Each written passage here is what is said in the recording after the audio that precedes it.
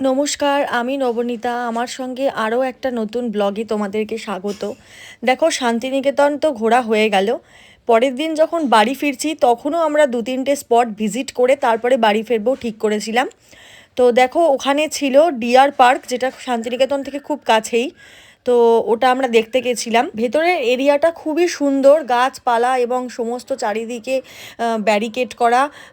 আর অনেক রকমের জীবজন্তু রয়েছে দেখলাম, বোর্ডেতে লেখা ছিল। কিন্তু আমরা শুধুমাত্র হরিণ এবং বড় বড় শিংওয়ালা হরিণ, এরকম টাইপের দু প্রজাতির হরিণ আমরা দেখতে পেয়েছি, যেগুলো খুব কাছ থেকেই দেখতে পেয়েছি। একদমই কাছে ওদের খাবারের জায়গা ছিল, তো ওরা জল এবং খাবার খেতে এসেছিলো। আর অর্ণাও খুব আনন্দ পেয়েছে ওদেরকে দেখে। অর্ণা প্রথমবার চোখের সামনে হরিণ দেখতে পেয়েছে। ভিতরে যাওয়ার পর যেটুকুনি শুনতে পেলাম যে আগে নাকি আরও ভিতরে অনেক দূর যেতে দিত, কিন্তু বর্তমানে সরকার পুরোটাই ঘিরে দিয়েছে, পুরো ভেতর অবধি যেতে দেয় না অনেকটাই। তো খুব মোটামুটি খুব বেশি ডিস্টেন্স ছিল না, পার্কটা খুব ছোটোই হয়ে গিয়েছিল।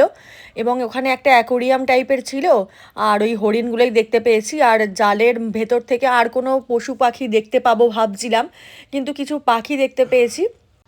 বাদবাকি আর কোনো জীবজন্তু হরিণ ছাড়া আমরা দেখতে পাইনি। তো মা কি করলো, মা ওখানে গিয়ে একটুখানি বসে রেস্ট নিচ্ছিল, কারণ অনেকটা ভেতরে হেঁটে হেঁটে ঢুকতে হয়েছে মাকে। তো তার কারণে মা একটু রেস্ট নিচ্ছিল। তারপরে মায়ের দেখা দেখি আমিও একটুখানি রেস্ট নিতে চলে গেলাম। তো একটুখানি মায়ের দেখা দেখি সেম পোজ দিয়ে আমিও একটু রেস্ট নিলাম। তারপরে আবার দেখো, বাইরে বেরোনোর সময় আবার এই হরিণগুলোকে দেখছি। তখন ওরা আরও কাছে চলে এসেছিলো। তারপরে আমরা হরিণ টরিণ আরও একটা জায়গার উদ্দেশ্যে রওনা দিলাম, সেটা তোমাদের নেক্সট ব্লগে শেয়ার করছি। বাকি ভালো থেকো সবাই।